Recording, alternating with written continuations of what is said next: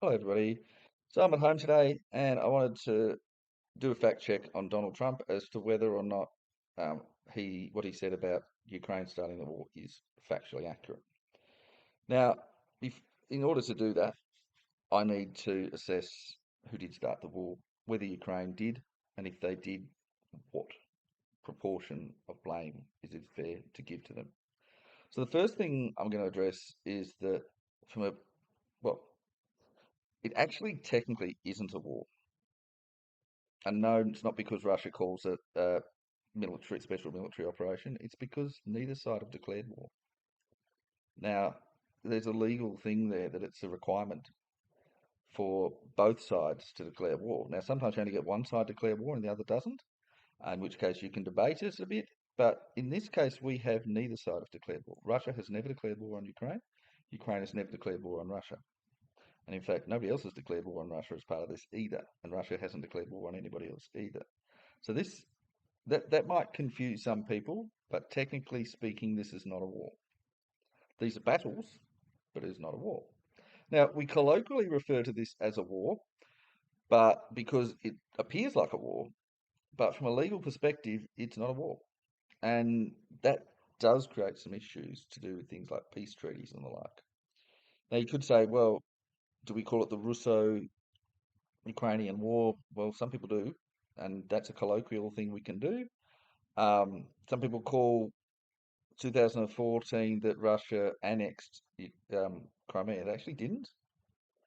Um, Crimea actually had a referendum and asked to cede to Russia, which is a different thing to an annexation.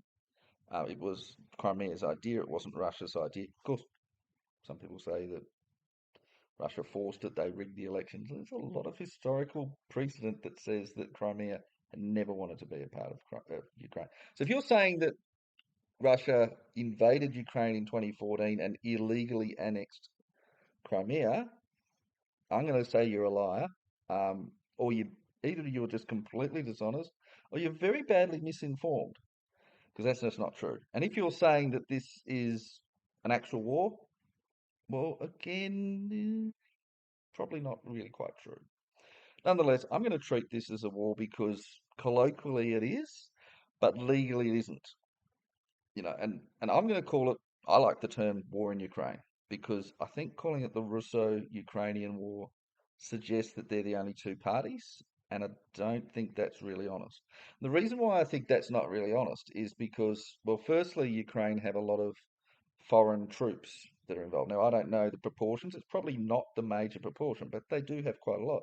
And secondly, they have a lot of weapons coming in from other countries. Now, yes, you do sometimes get that in wars, quite a lot, and you often get fighters there, but it doesn't really mean that it is actually just Russia against Ukraine. It's not. Russia is getting help from Iran and North Korea, and indirectly from China as well. So you've got a few on one side, and you've got a lot of support on the other. And the thing is, if it was just purely Russia against Ukraine, we know the result. We saw that in 2014. Russia won in a few days, or maybe a couple of weeks. The only reason that Ukraine is lasting this long, it's not because, oh, the determination. It's because of all the support that they're getting from, well, it's mainly USA. There are other support from other European slash NATO members. Well, the NATO members, not counting USA, are Europe. But um, that's not the level that USA are. But even still, without that, we know the difference. We know that Russia would be winning in, let's say, a month max. And that's the problem. It's not really, in a realistic sense, Russia versus Ukraine because we know the level of difference and we know the level of support Russia's got is very small. Russia's probably improving by about 10, 15% by that combined support, while Ukraine are improving by about 20, 30 times. So even though we can say, well, technically Russia's not at war with NATO, well, technically Russia's not at war with Ukraine either. I think in a realistic sense, we have to acknowledge that it is in a very real way, a war between, yes, Russia, Iran, North Korea, maybe China, versus not just Ukraine. but the whole of NATO. And I think there is a very strong argument to suggest that. So it, it, because of that, I think we need to realistically look that there's not just two parties to this war, and there's not just two parties that started it. So the third party I'm going to mention above all others is USA. I think that USA, their involvement in the war is heavier than any other country besides obviously Russia and Ukraine. And it might actually be more significant than Russia and Ukraine. And the fourth party that I want to acknowledge is you can call them either the NATO or the European Union. They're essentially the same body, but the European Union doesn't include USA. So let's say European Union, just for the sake of argument. And I'm going to just so that we're not mixing it up with USA because I want to deal with USA separately. We can just sort of say Europe. So there's essentially Russia, Ukraine, USA, Europe. They're the four groups that had something to do with this war starting. And now I'm not going to include Iran. They weren't even involved to start with. Nor am I going to include North Korea. Again, weren't involved. I know they came in later, but they weren't involved. And again, I'm not going to count China. China did nothing to do with this war. So there's four groups. Again, four groups. Now we could separate out the United Kingdom because their actions have been a little bit different to the rest of Europe. But for the sake of argument, I'm going to include four. I'm not going to separate United Kingdom. Even though United Kingdom have kind of acted more aggressively against Russia than pretty much any other country in Europe. And sometimes France have too. You can separate out the individual countries, it gets very complicated. All right. Russia invaded Ukraine. Not technically, but they sent troops into Ukraine. Okay. We can all agree that's a fair assessment. So why did they do that? So let's look at what people have said. So outside US, I'm just going to say USA. Oh, why don't I just say CIA? Because that's where the claims originate from. So CIA says that Russia invaded for no reason. Is that true? Let's just dismiss that. If you believe that, say you're pretty stupid. All right, level two, number two. CIA says Russia tried to expand their territory. Is that true? There's some truth, tiny little bit. Russia in the 8th century and up to about the 12th century were expanding, eastward, and they started off at Kiev and they kept going and going and going out to Siberia and Alaska even. They kind of stopped doing that quite a long time ago. Now, yes, okay, they did expand westward and took over the Soviet Union and then took over Warsaw Pact even. But since the fall of the Soviet Union and the dissolution of the Warsaw Pact, which happened in 1991, for both really, they haven't really done that. Now, look, don't get me wrong. Russia want to go back to the Soviet Union. They want the Warsaw Pact back. It's not going to. Well, I shouldn't say definitely not going to happen because there's circumstances which it could happen. There's very strong Soviet Union support in Russia today. Let's be realistic. They do want it back, and one of the reasons they want it back is because after the fall of the Soviet Union in 1991, intelligence was shared between Russia and USA, and that proved, in actual fact, Soviet Union was the strongest country in the world from 1984 to 1985, and they didn't realize. So USA was more powerful for most of that 1949 to 1991 period. But for 2 years, Soviet Union was the strongest, and they didn't realize. They were so much stronger. In fact, they're probably stronger for more than that, but that was their peak. They were so much stronger that in 1984, while Los Angeles was hosting the Olympics, the Soviet Union, with the support of the Warsaw Pact, could have marched through Europe and conquered the whole place, held them permanently, would have been strong enough that USA couldn't have taken them back, and after a few years could have taken over USA. That's how strong they were. And they had no idea because they didn't realize that USA just completely gave up on military for a couple of years so they could focus on the Olympics and all that. While Soviet Union and Warsaw Pact were boycotting the Olympics, they didn't realize. So since they found out, they've been a bit annoyed and they've gone, oh, geez, the Soviet Union wasn't a complete failure. What? It only collapsed because they spent so much money on military in 84 and 85 that they didn't have enough money to support them and it wasn't sustainable without having a war to reap the benefits. So because they backed out of that war that they should have had in 84, 85, the whole thing collapsed.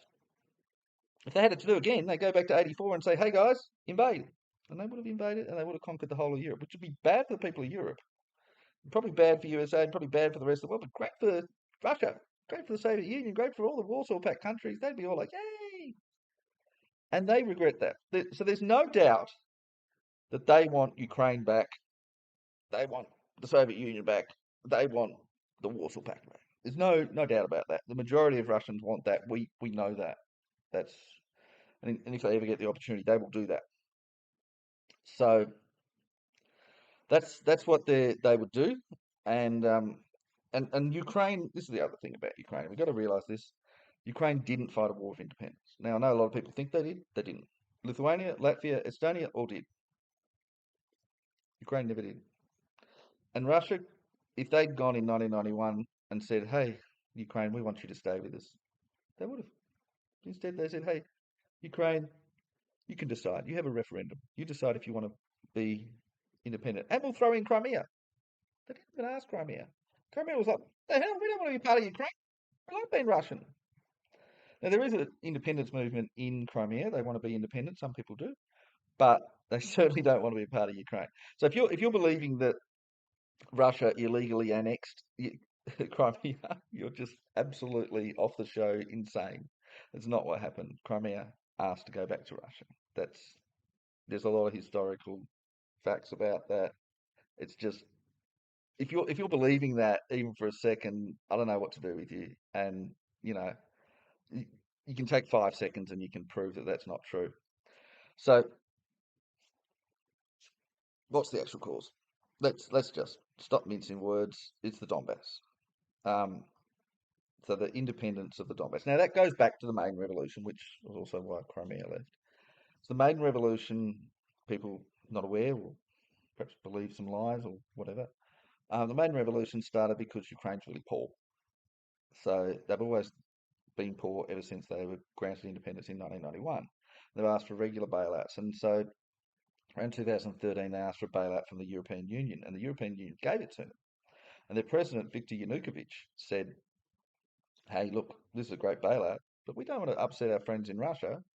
Let's ask them for a bailout to match it. And Russia gave him a bailout, but it was only a third as much. And then he accepted it. People got so upset that there was a vote of no confidence in Parliament. There were big protests. They demanded his head and all that sort of stuff, and he fled off to Russia. Now, you might say, hang on, that sounds a bit like a coup. A coup and a revolution are the same thing. So if you've ever heard of the Russian Revolution, you go, that sounds like a coup. Well, it was a coup. French Revolution sound like a coup too.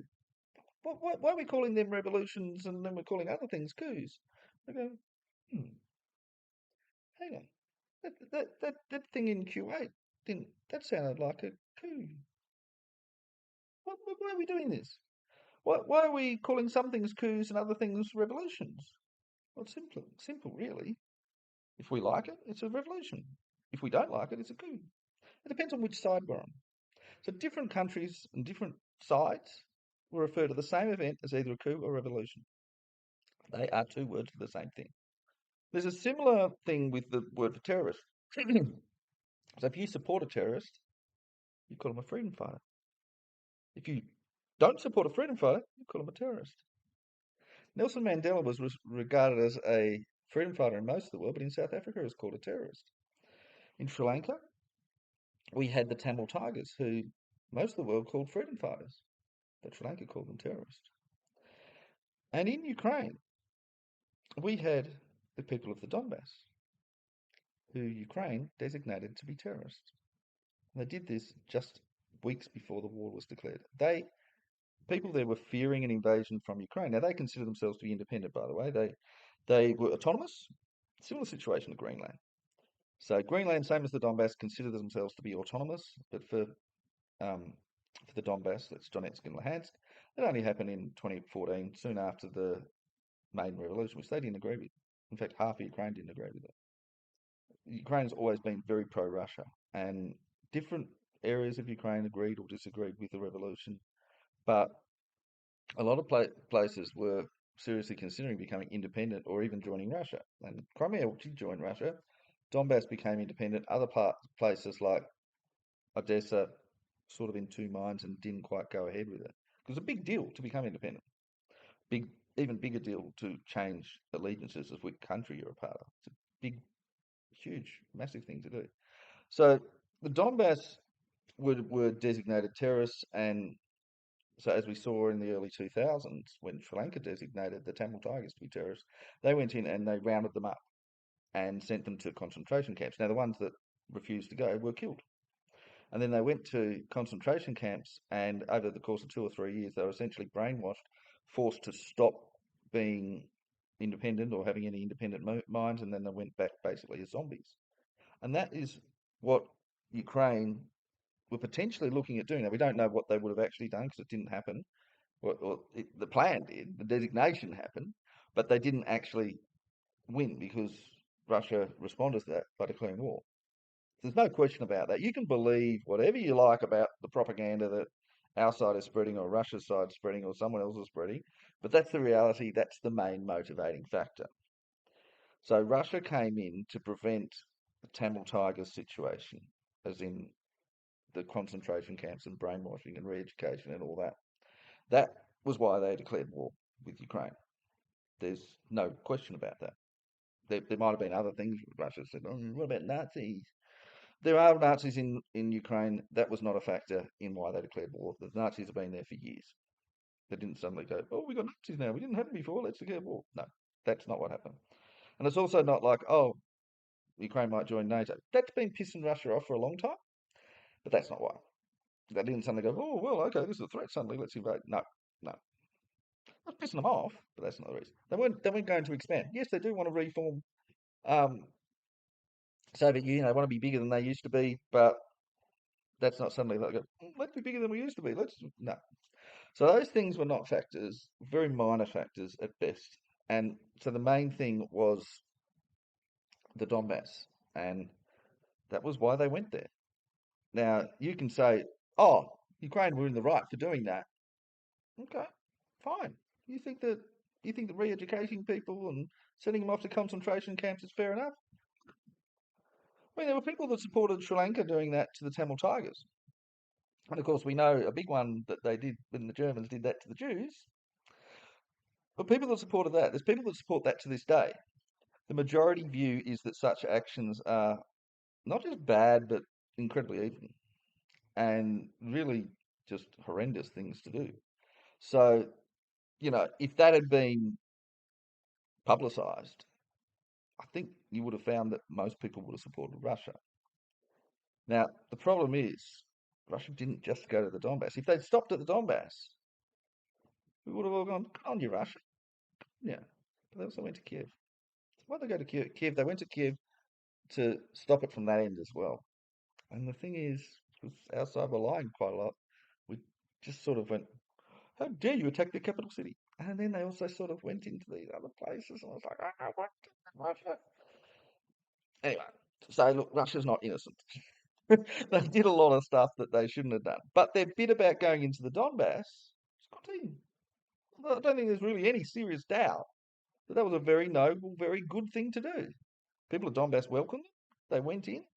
Absolutely great. Ukraine with the aggressor. And here we get to Donald Trump's bit. Ukraine with the aggressor about the major cause of the war.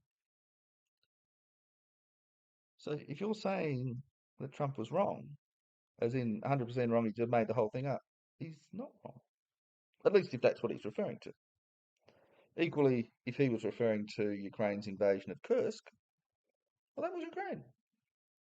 I don't think he's saying that because that didn't cause the war.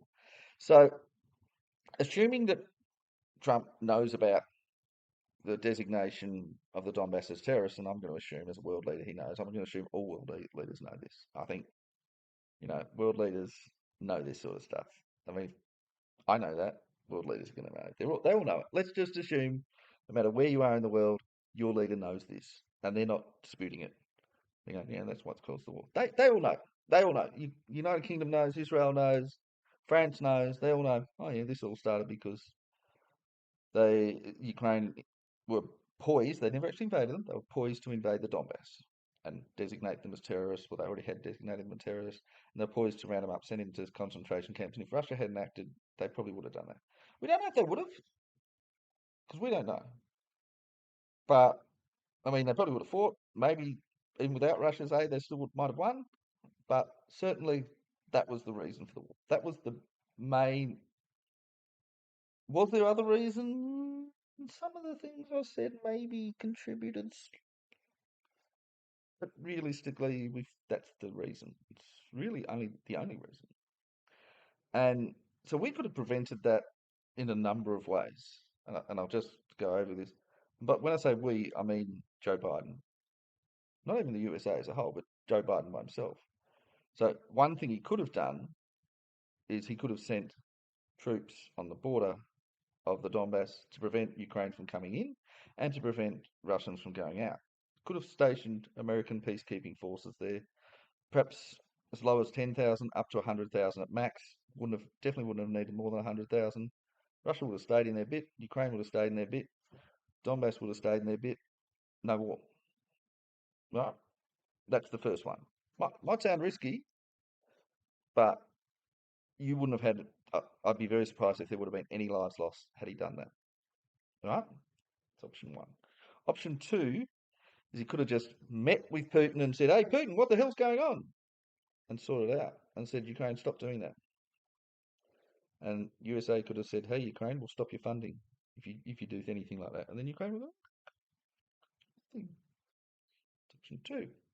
Option three, threaten nuclear war with Russia if they come in. Now that's a bit nasty, considering we're saying Ukraine started this, but they could have still done it.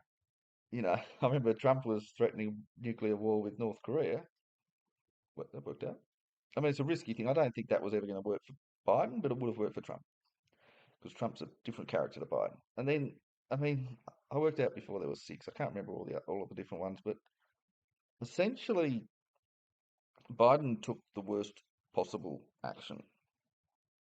And the other thing is, it wasn't just that he allowed Russia to invade and did nothing to deal with their issues. In fact, he covered up their issues and pretended that Russia didn't have any issues when they did. And he lied about the Donbass. But he encouraged Russia to invade and take over the whole of Poland. Sorry, take over the whole of Ukraine. And said, "You take over the whole of Ukraine as long as you don't take Poland." But he also then secretly gave lots of weapons to Ukraine so that Ukraine could hold on. So essentially trapped Russia. And now that's pretty awful because Russia was going in there thinking, "Oh, this will be over in a couple of weeks. Nobody much is going to die." I mean, they still would have had 10,000 deaths, which is still quite a lot. And you would have had something like, 9,000 Ukraine, 1,000 Russia. Russia were massively outcutting them. And you would have had something like that. Ukraine would have surrendered. The Donbass would have been granted legal independence, and that would have been the end of the war. And there would have been a guarantee that Ukraine would not invade and would honour the Minsk Accords. It would have been over in a couple of weeks.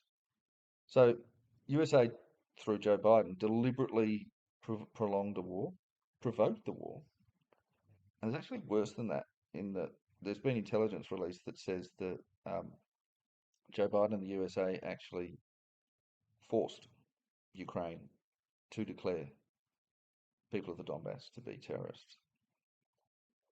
Now, the problem with this is that this then means that USA started the war, not Ukraine, and certainly not Russia. And there is certainly an angle to say that Russia started if you're ignoring all the intelligence and you're just being very simple. Accepting that amount of intelligence, you have to say that Ukraine at least provoked the war, if not absolutely started themselves. But then, assuming that extra bit of intelligence, we say USA not only provoked the war but started it. So there are three levels essentially. You say, well, on a surface level, Russia started the war. That's obvious. On an intelligence level, because what Ukraine did was so horrific, they essentially provoked a war because Russia couldn't let that happen. So they either provoked or started the war. And then on a deeper level, the USA either started or at least provoked the war. Now, then we get to the issue of Trump. So if Trump's gone far enough deep to figure out that Ukraine started that, and he would know, of course, all the world leaders would know, all the world leaders would also know that USA provoked that and told them to do it. So why isn't he saying USA started the war? I'll let you think for a minute, people watching this, because it should be pretty obvious. Trump is American. Even though Biden was his enemy to either side, he also can't admit to USA starting the war because he will lose a lot of support. Because that was a bit of a nationalistic pride thing. You can't say that your own country did the wrong thing just because you're from a different political party. So he has to take a step back and blame Ukraine. And that becomes problematic too, because the safer move is to blame Russia, which is their official side. So it was really clearly a misstep for him to admit that Ukraine were involved, and at least he didn't go into the details, although maybe that would have been better. Um, because then that paints the picture to everybody that was actually USA's doing, and even though then we can tell, well, that was Biden, not Trump, but then you get back, Trump was before Biden, and maybe Trump did something then, and then he's saying, oh, but that was Obama, but Trump was between Obama and Biden.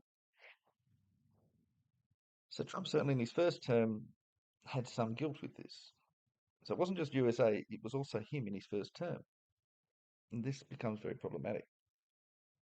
So his blaming Ukraine was not him listening to Russian propaganda at all.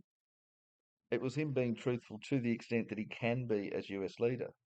He can't say that USA started. He can't even say Biden started because, firstly, that makes USA look bad. But secondly, you go back further to that and you've got Trump in his first term before Biden.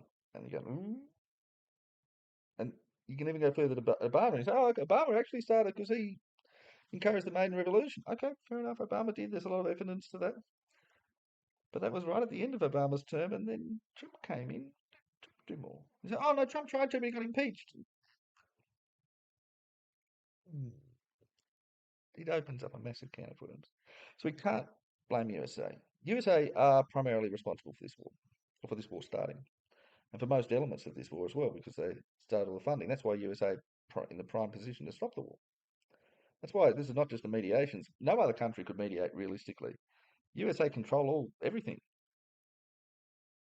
and that's why it should be fairly easy to stop this war. It hasn't happened yet. I mean, partially because Biden took steps towards the end of his term to prevent it.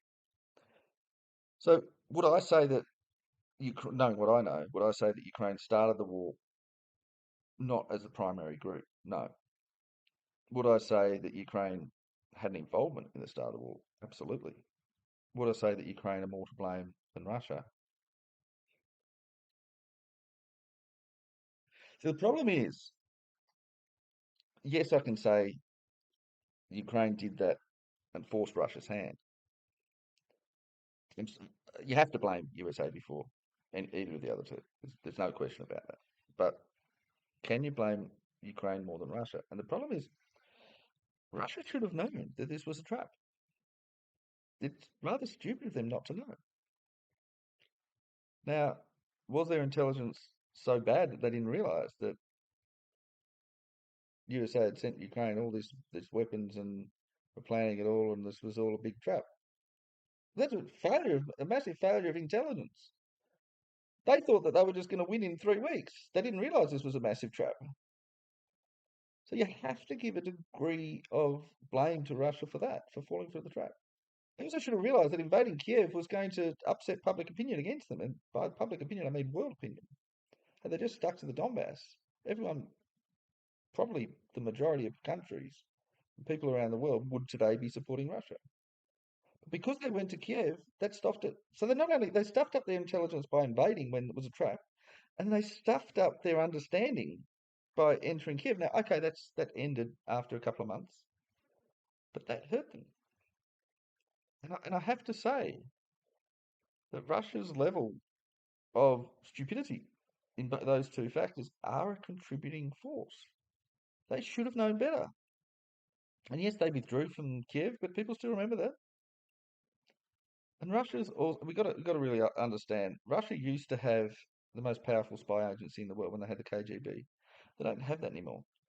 They got the FSB, and they're nowhere near as good.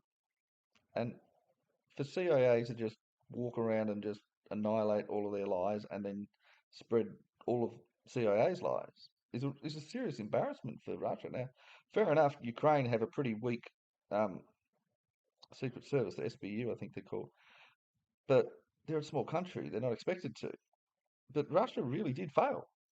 They failed badly. They should have been able to counter all of the CIA's lies and push their claim about the Donbass thing. And the other thing is, Russia, what the hell were they doing mentioning Nazis? That was never a factor. But they mentioned like 8 different things to confuse people. They should have just mentioned one. If they stuck to just one, the factual one, we would have all gone, oh yeah, that's why. Sure, we would have all covered it up, but just have that one. That's why the CIA lies are the ones that we're believing. So you have to say that Russia failed terribly in a lot of things. Does that put Russia ahead of USA? Oh no. No. The USA started this war. And the thing is also, and I've talked about Biden, but we have to understand that this has actually been American policy in handling Russia-China relations, and in fact, in handling Russia and China as the two biggest threats to USA since the disbanding of the Soviet Union and the Warsaw Pact. So since 1991, they've deliberately encouraged Russia and China to hate each other, and this is just one part of it. It's not Biden wasn't the first one to do it. It started right at the start, and in fact, Trump's doing it too. So if we're blaming Biden for this, we're not blaming him because he did this to upset Russia and China. I mean, there's no doubt that's why he did it. But that's been an ongoing thing that USA has been doing consistently for the last, 34 years now. And I mean, there was a time when they were worried about United Kingdom, but then Russia surpassed United Kingdom, and yeah, United Kingdom are friendly with USA anyway. So, and then the fact is that if Russia and China actually allied up or annexed each other or whatever, and I think an annexation, we could well have a war of annexation in the next few years. China will move their manpower, or at least some of them, into Russia, and Russia has a lot of resources, a lot of land, a lot of the ability to build massive amounts of weapons in a short amount of time. China had the people, the skills, all that sort of stuff. That merger, if you ever got all the people from China into Russia and vice versa, you got all their nukes, all their military, all their manpower. I'm sorry, they're not only going to be able to beat USA, they're taking over the world, and no one will be able to stop them. So I know we talk about, oh well, it'll just be a replacement of USA with China/Russia or combination, but it wouldn't. It would actually be, and we can be fairly certain that China would want to take over all of their historical grounds, which is pretty much all of Asia. They're probably going to take my country of Australia, and they'll almost certainly take New Zealand and all of that as well. They've expressed an interest in Australia. So wouldn't necessarily be a bad thing for us here in Australia. I can't see that as being a terrible thing. The way that USA is treating us is awful. Um, but it might be worse. And certainly some countries would be very upset about it. I mean, South Korea and Japan would probably be their first hits. And I think that would very much change the way of life in both those countries. And you've got countries like Singapore that are very rich, and I think they wouldn't be rich after that. And you'd also have Russia would certainly want to take over Eastern Europe at the very minimum. And you would find that they would restore the Soviet Union and the Warsaw Pact and all those countries that were in there will come under their control. Now, will they take over the whole world? I don't think it'll be the whole world. Don't see them having much interest in India. I think that India would be able to maintain an independence, and Germany too. Um, I think that they would remain independent. I don't really see either China or Russia having much interest in the United Kingdom. Now, Russia might want to destroy the United Kingdom, and whether or not they're successful is another issue, but I don't think they really want to take them. And nor do I see either country really interested in South America or Africa. So I think South America and Africa will remain free. Eastern Europe will remain free. India, and by India I mean the entire subcontinent, would remain free. Now, USA, I think, if they just became completely defensive, sorry, would remain free for a while. But to do that, USA needs to annex Canada and Mexico. Now, a lot of people have done simulations on this. That's not negotiable They definitely need to take both.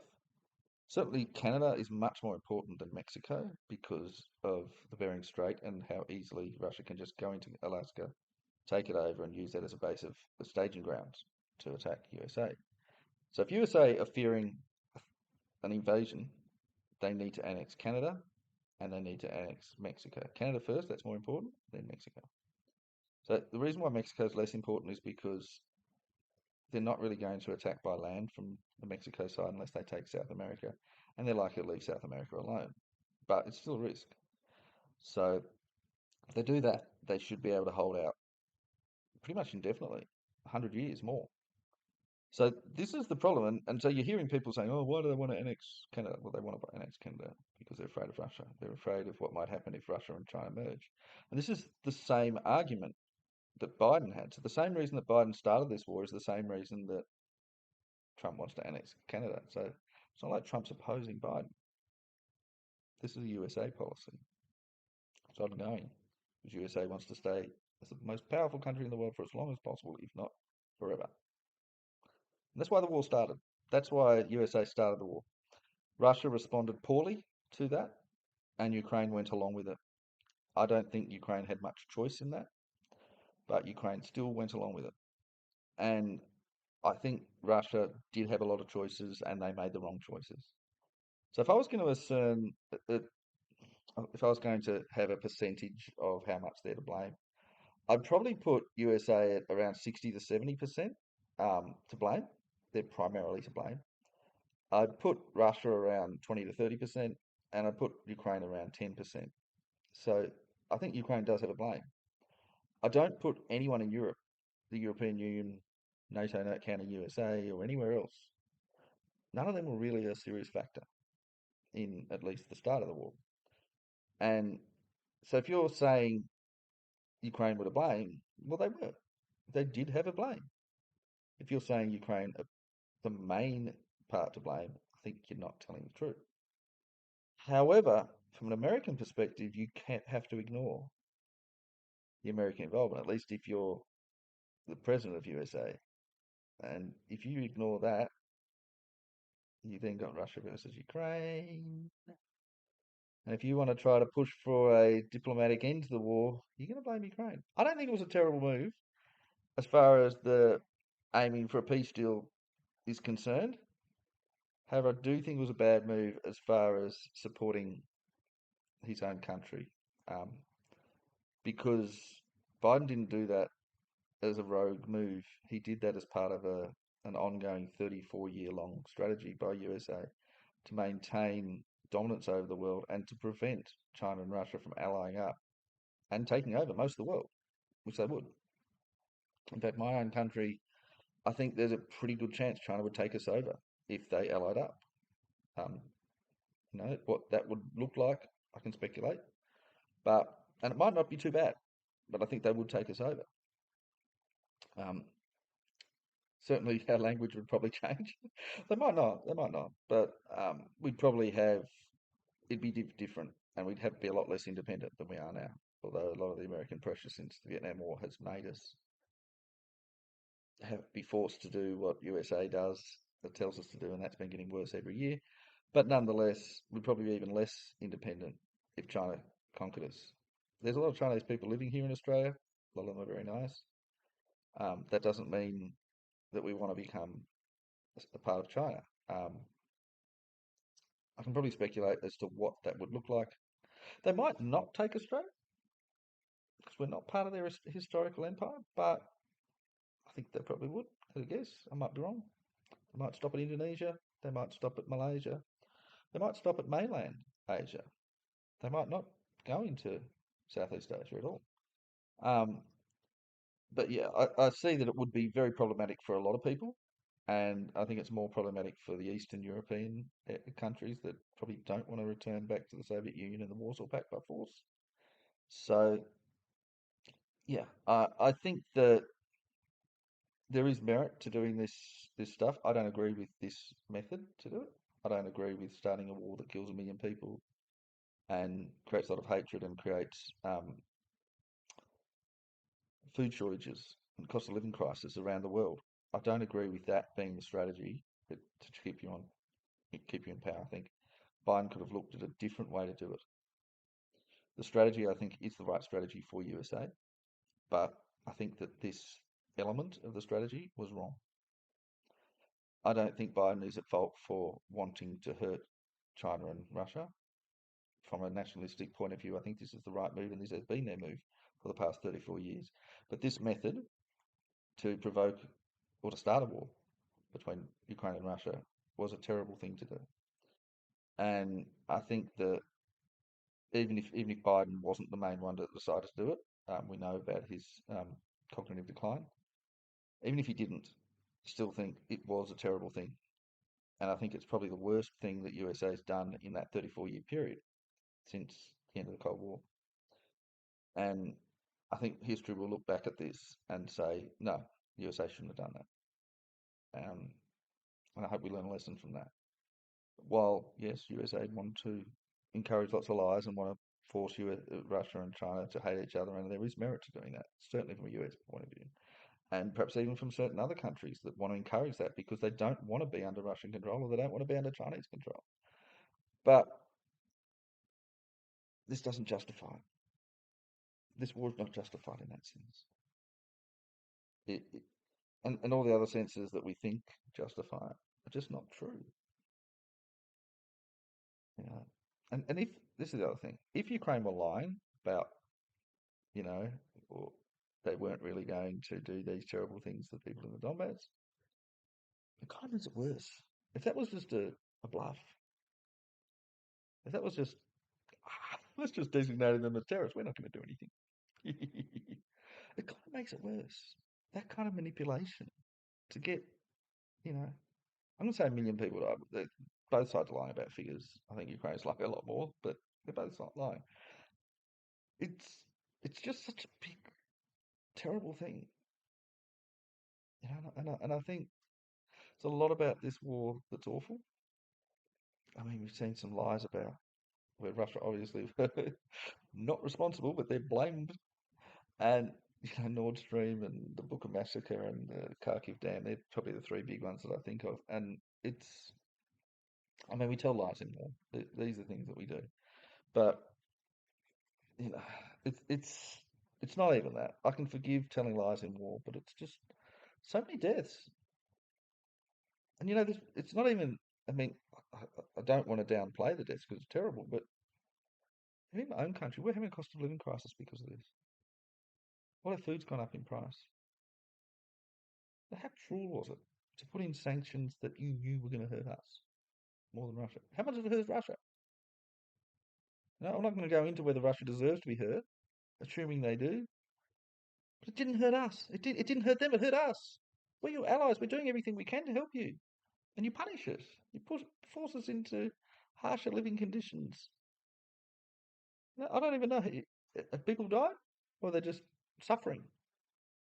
Yes, do that. And yeah, I mean, Europe. I'm not going to even blame Europe because they just had to do what they had to do. They really weren't even affected. But yeah, I think motive fair enough, but this was not the way to do it. This was not the way to continue to control China and Russia. This was such a cruel way to do it that hurts everybody. I don't think there's anybody in the world that's better off from this. Oh, maybe some weapons manufacturer. Well, China's better off. China are very happy with this war, but it's it's just awful. It's about as positive as the pandemic. Nobody benefited from that. There's a few people who call it paper manufacturers, but no, not overall. Such a big negative, and this is the problem. Anyway, so yeah, fact checking on that, partially true, um, but not really true, and he probably shouldn't have said it. Anyway, that's it from me. Bye bye now.